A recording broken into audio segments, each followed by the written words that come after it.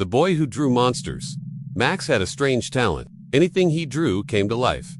At first, it was harmless. When he drew a butterfly, it fluttered around his head, and he felt like they might be about to get a divorce. So he did something crazy. He drew a monster. It was a dark, shadowy figure with long, sharp claws. And when he drew its eyes, they glowed an eerie green in the daylight. He looked at the drawing of the monster, but its eyes had lost their glow, and the claws didn't seem so sharp anymore. Max decided it was just a nightmare, but he couldn't shake the feeling that something was watching him. When he drew a bird, it chirped and flew out the window. He turned on the light and saw the monster. He'd drawn standing at the end of his bed, its claws extended, its eyes gleaming. The end.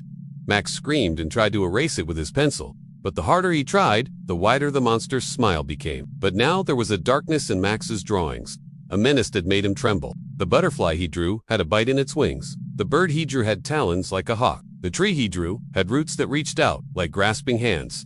Then it lunged at him. When he drew a paper tree, its leaves rustled in the wind, and it grew until it was as tall as a house. One day, Max got really angry. His parents were fighting again. That night, Max woke up to the sound of scratching at his bedroom window. He knew that if he stopped drawing, the monster would become real again. But he couldn't keep doing this forever. He needed help. But who could he turn to? His parents were too busy fighting to notice what was happening. His friends wouldn't believe him if he told them, and his teachers would probably think he was just making an excuse not to do homework.